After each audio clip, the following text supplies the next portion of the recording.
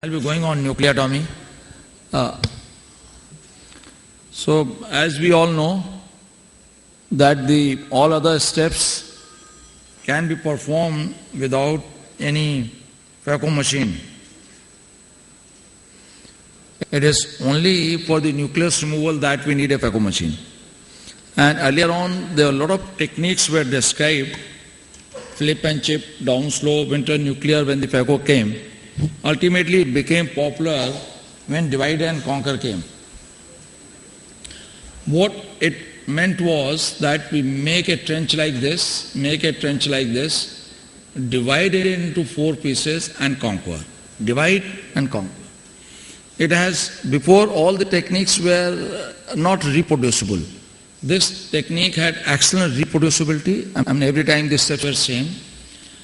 Little Feko energy was more, time consumed was little more, and if you see these pieces are little larger, because if you see the rexes is over here which can assist 10-20%, when you try to prolapse and pull them out, sometimes they may tear the rexes or you will have to divide them further. Then came a chopping technique, where you bury the chopper, Feko tip, and chop it. This reduces the Feko energy, this reduces the time and pieces you can divide as you wanted. But there was a difficulty in a very soft cataract, in a very hard cataract, and because at that time machines were not so good which can hold on to 400, 500, 600 vacuum, and we were operating in the range of 120 to 250 vacuum. So this direct chop was little difficult at that time. Then came the stop and chop, which is my preferred technique of Feko surgery or nucleus removal. Why we call it a stop and chop? You start as divide and conquer. That means first you make a trench, now divide into 2 pieces, now go into the chopping mode, so that it is midway between the two, and it had an excellent reproducibility. And it can take all types of cases, whether it's a soft, whether it's a hard, a medium hard, very hard. So it has excellent reproducibility, and most important, energy used while making trench causes no collateral damage whatsoever, because it is far away from the cornea, So even if your effective Feko time is little more than usual, you really don't have to worry. Whenever we are talking of the nucleotomy, we need to understand the anatomy of the nucleus, which is more conical backwards. So if your trench is horizontal like this part will not break. So whenever you want to make a trench, it has to go deeper in the center. And what are the steps which are required? We need to do the trenching, splitting, chopping and Feko aspiration. This is how we remove the nucleus. Now, what I call as a V-trench is my preferred method of trench. Instead of making a trench in the center, I make slightly off-center on the one side, then another trench on the off-center on the other side. If you can see, this is going like this in a V-shaped fashion. And then I rotate and make another V, or you can go straight, make it X or Y, little bit like an X and Y. It has to be V horizontally, it has to be V vertically. That means on the top it is wider. As I keep on going deeper and deeper, it may not remain as wide, because my aim is to have a central core broken over there. And an important point again is that the hardest part of the nucleus is not the posterior most part. It is usually at the junction of, you can say, 3/5, 2/5 on the backward side, or maybe 3/4 on the backward side, depending upon the density of the nucleus. So whenever you are rotating the nucleus, take a counter pressure from the periphery of the capsule. So hold it over here, push it slide to the periphery and then rotate. Now go on to the other side and again try to make a V over here and go on that side. This is the video of pre-dye era. Again, because if you make a first central trench, when you try to widen, it keeps on slipping. So my initial strokes are going up to the end of the capsular axis.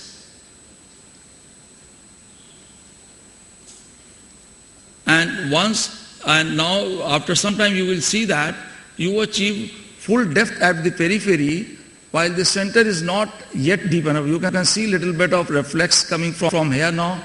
The color has changed over here. So now if I keep on going over there into the periphery, there are more chances of PCT. Now my stroke which was going up to this is not going up to the full length on that side. So I now want to concentrate onto the center of this nucleus. And when you will remove the hardest part of the nucleus, suddenly there will be feeling of give way and you will see a tongue-shaped tissue disappearing in front of it. If it happens, then you know that you have reached, cracked or trenched the hardest part. And rotate it again, and once you have achieved that, my strokes became smaller and smaller. Now I am going to split in this method where I go into the high vacuum setting, bury into the depth of the nucleus and split it. Important point I would like to explain in splitting over here is that whenever you want to split a rubber band, if your hands are closer to each other, then you will be able to split. Space required to split will be much less. If these hands are far away, then space required will be much more before it breaks. And space in the eye is a constraint. So your instrument for splitting the nucleus have to be closer to the tissue you want to split vertically as well as horizontally.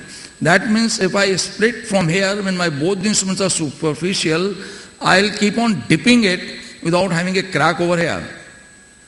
But if my instruments are at the depth of the trench, at least one of them should be at the depth of the trench, not both.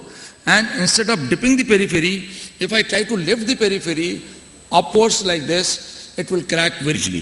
So whenever you are splitting, and that is very important when you do the chopping maneuver, to keep your instruments closer to each other. So when we come to the chopping, there are certain terminology we need to understand. What is a vacuum seal? What is a central chop? What is a peripheral chop? And what is a modified peripheral chop?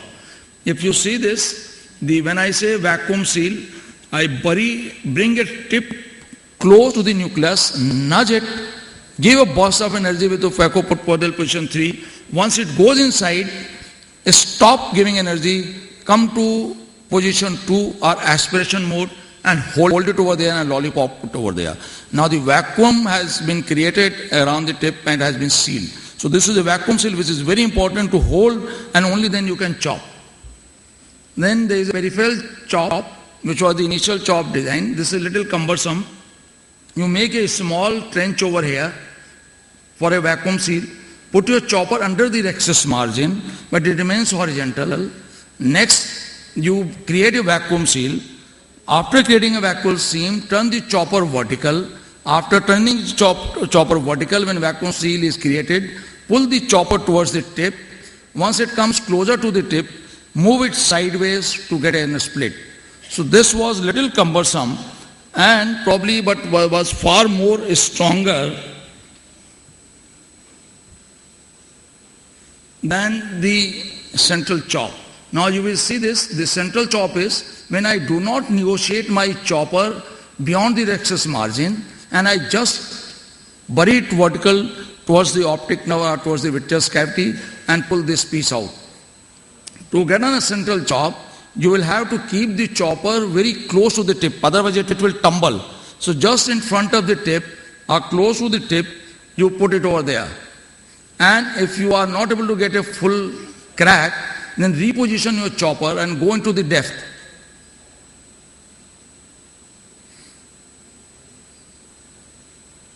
Bury it, this vacuum seal is created, chopper has to be positioned close to the tip over here, not on this side. You can just bury it deep or start from the periphery, keep on going deeper and keep on pulling central. Try to separate it. If you are not able to separate, put your chopper deep again and always keep on increasing the depth of the chopper till you get a final crack. And once you have achieved this, another technique what I described as a modified peripheral chop is, instead of negotiating my chopper to the periphery of the nucleus, I bring the periphery of the nucleus outside the rexus margin so that I can chop from the periphery, but I do not have to do the cumbersome steps of peripheral chop. So this is very useful, particularly for the second half of the chop. Because now there is enough of a space, the second half of the nucleus can easily be prolapsed.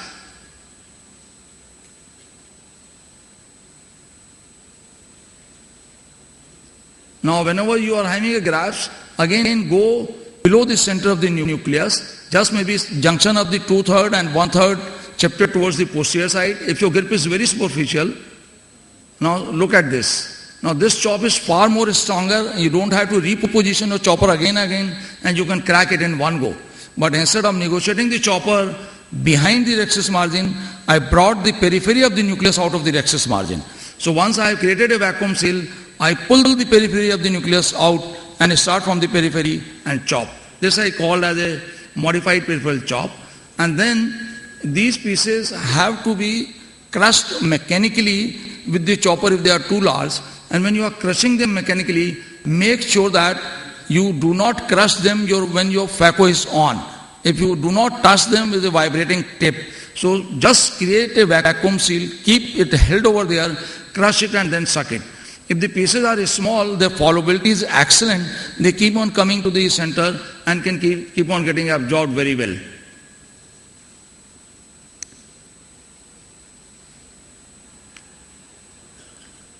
And always make an effort to be away from the cornea. If any time you are operating a cataract like this, and if you feel your machine is not one of the top quality, there is nothing wrong removing the phaco tip before removal of the last piece. Put on a viscoelastic, because as long as any piece of the nucleus is in the capsular fornices, the posterior capsule won't be able to come forward easily. When the last piece is out of the capsular fornices, now the capsule has more tendency to come forward. So if any this time either you lower the parameter or you could be little more towards the cornea, or you even safer would be to put on a viscoelastic before removal of the last piece. I think already is. Thank you very much. And this is our new headquarter building, which is more or less, this is a little older picture, more or less ready now. And this was the new book. I've edited the old book, which is now available. Thank you. And now